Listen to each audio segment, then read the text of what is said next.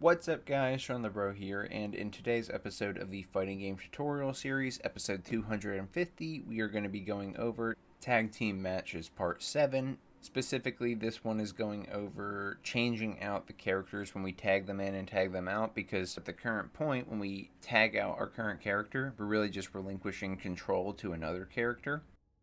But in tag fighting games like Dragon Ball FighterZ, Skullgirls, Marvel vs. Capcom, usually your character will actually come in from either the boundary, the side of the screen, the top of the screen. They might teleport there. The character you're controlling will usually leave the screen, walk away, teleport, jump up high in the air, and the character you're taking control of or tagging in will walk into the screen, come down from the top, or teleport in. So usually we don't want to just take control of them and leave them where they're at.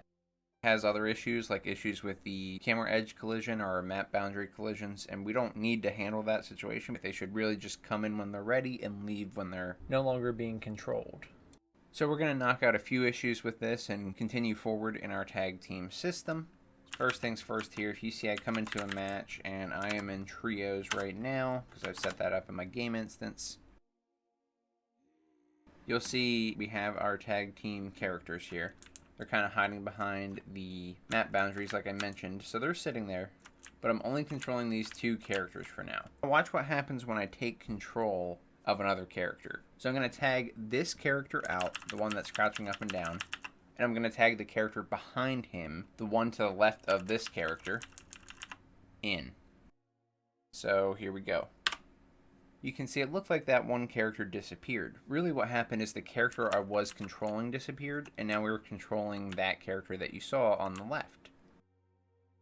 Same thing is going to happen with this third character here. So if I tag this character out, I take control of the final character. It's a little hard to tell that I'm tagging them in and out because these all look like the same character, right? That's because we're just teleporting to the position of the last character.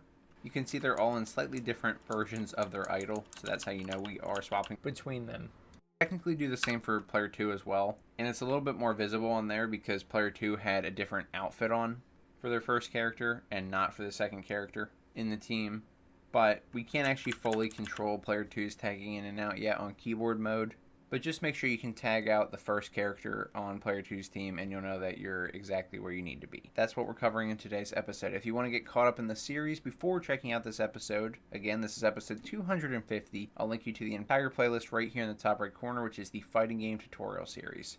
You can see how we've done things from attacks, hitboxes, throws, and a lot more. Alternatively, if you only care about the tag team system, then I recommend you check out this episode right here in the top right corner. This is where we went over Tag Team Matches Part 1. All these episodes are building on top of each other, so getting familiar with that episode will be really useful following along with all the other tag team matches. With that out of the way, we can go ahead and get started. So this is a code and blueprint tutorial series. We're going to be doing pretty much everything in the code today. There is one bug fix we're going to do in the blueprint, which is the default camera, but we'll get to that in a few minutes. So go to your code, and specifically we want to go to our fighter template character.h. In here we want to add a new function for tagging in. So we had a tag out function right here. This is what was happening when we pressed the tag out button or the swap characters button. We were checking to make sure we could actually tag this character out at the moment. And if we were able to do that, we were telling the player controller that we succeeded in our tag out so that we could possess the proper next character on the team.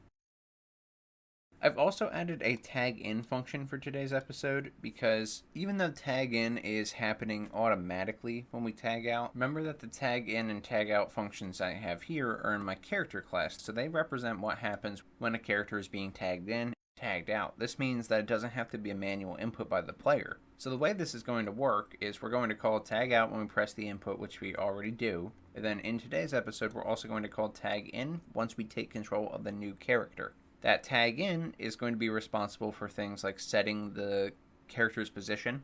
If we want to have them come in from the left side of the screen or perform an animation when they're tagged in, it would also be responsible for this. Likewise, tag out will be responsible for animations and logic for exiting the screen. So I've called it bool tag in, and I passed in an f vector tag out location for now. So this is a vector for a location where we tagged out last, so where the last possessed character was. And what we're doing is updating the tagged in character to be at that location. This is the quickest and easiest way you can do this. That is bool tag in. Now we want to go to the fighter template character.cpp and scroll down to our tag out function because we are going to edit it.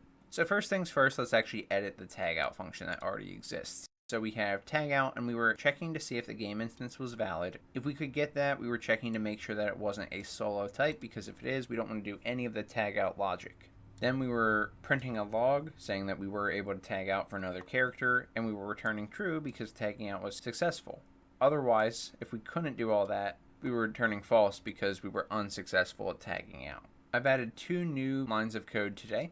The first one is disabling collision on the tagged out character, and the second one is hiding the tagged out character.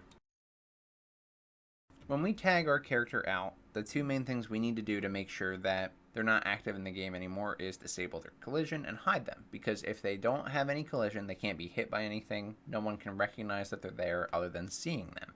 So if we also hide them, then nobody will be able to see them either. For all intents and purposes, they are gone from the game, gone from the match. They're in the reserve queue on the team. So to do this, we can call setActorEnableCollision. This is a default Unreal function that just allows us to enable or disable collision on an actor.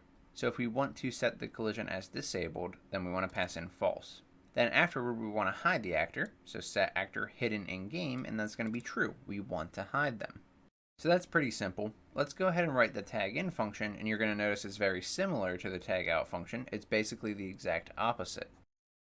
So bool a fighter template game mode : tag in fvector _ tag out location. Then we have if auto base game instance equals cast to our u base game instance get game instance. So we're taking the game instance from Unreal, we're casting it to our type, which is base game instance. Base game instance is what has things like the type of team mode that it is and data about the characters.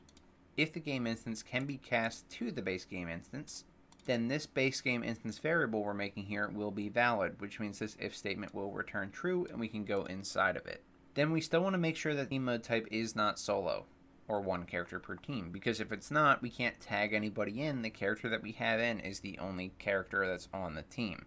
If base game instance team mode type is not equal to eTeamModeType : e_solo. So if it's duos, trios, or even something more, that's perfectly fine. Now I copied the log from the tag out function in case you wanted to try it. I already tried this when I was testing, so I have it commented out in this function as well, just like I did below. But UE log temp warning, so it's yellow text and goes to the output log. For the actual text, I just said the character is currently being tagged in within %d mode. %d is decimal and will return an integer, and an enum can be converted to an integer because it's really just an unsigned integer 8-bit. So for that value, we're passing in base game instance team mode type. So if it's solos, this logic wouldn't be hit, but otherwise if it's duos or trios, it will print that in the log. We're going to skip over this next line for a second. We'll address that last.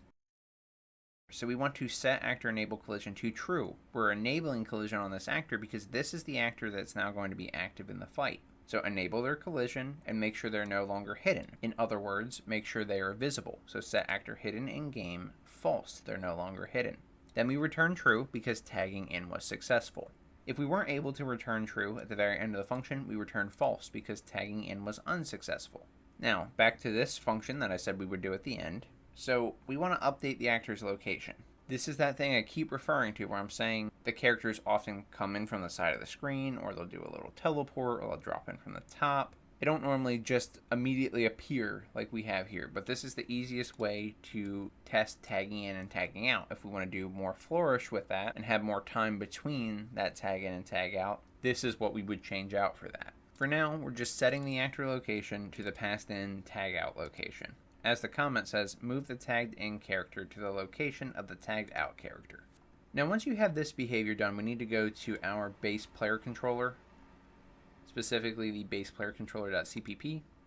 And we want to scroll down to our call tag out function. So when we press the tag out button, call tag out, we were checking to see if there was a valid pawn that this controller was possessing. If there was, we were calling the tag out function, which is what we just were editing in the fighter template character. Before we even do that, at this point I want to grab my possessed pawn's current location to save that out for my tag out location, because that's what I'm going to pass into the tag in function, which we're going to call in a little bit here. So if there's a valid pawn, just go ahead and get the actor location. Even if the tag out fails, that's perfectly fine. There are other things we can do with this location that could be relevant, even if we're not able to successfully tag out. So f vector tag out location equals possessed pawn get actor location. If the possessed pawn is able to tag out, we go through all the tag out logic, which I've already covered in previous episodes. At the very end of this logic, however, the most important one here is checking to see if the character or the possessed pawn is on team 1 or team 2. For the first one, we're on team 1. At the very end of the logic here, where we know that the possessed pawn is on team 1, I'm adding a new line to tag this character in. So quick rundown on how this works. We go through and find what tag index on the team we're currently at, update it, flip through the characters to go to the next one, unpossess the current character, possess the new character, update the possessed pawn to the new character, and then update the active character in the game mode to that possessed pawn. At this point, I'm going to call possessed pawn tag in, and I'm going to pass in the tag out location that we set earlier in the function. Now, we want to do this for both if they're on team 1 or team 2, but the reason I did not put it inside of a different else statement or at the very end is because if both of these fail, if the possessed pawn isn't on team 1 or team 2, then we may not want to do this logic. It's perfectly fine if you want to pull these function calls out and put it below the if and the else. Just be aware of that one condition that could throw this off. Otherwise, scroll down to your else if it's on the team 2 character list. And then in this case, we're going to use possessed pawn, called tag in, passing in tag out location. It is the same function call each time. Basically, at the end of the tag out logic, we're going to force call tag in. Now at this point, make sure you update your team mode type in your base game instance from solo to whatever mode you want, so duo or trio, and then we can launch the game. Once we're back into the editor, if you want to fix that issue with the default camera that I was mentioning earlier, we can go to the default camera blueprint, and in use camera, which was essentially begin play, or the function that we call when we set this camera up if we're resetting everything, like upon a rematch. We were previously getting the game mode BP and grabbing the active character from there and setting a local reference, player 1 ref or player 2 ref on here. This was useful because we use that data to then check locations in the world and move wall boundaries. However, since this character is not always going to be the active character, we actually don't want to set this in use camera anymore.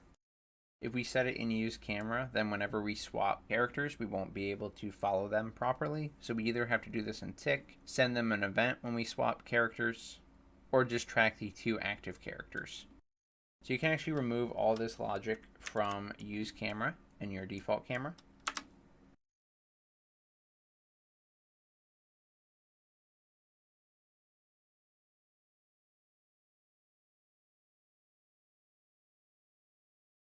So now use camera looks like this. Go through it quickly.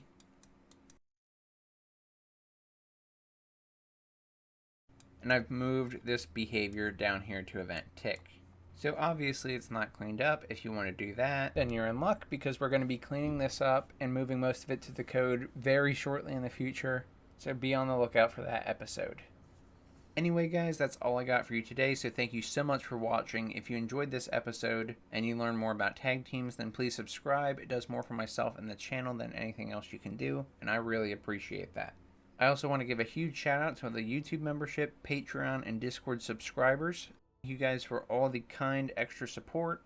I really am grateful for all the love. If you guys are interested in checking out those extra benefits and ways to support me, feel free to check out the perks that you're seeing on the screen right there. If you had any issues with this episode or any of my tutorials, feel free to join the Discord community. I would be happy to help you out, and that support is completely free. That's all I got, so thank you so much for watching. I'm Shawnthebro, and I'll see you in the next one.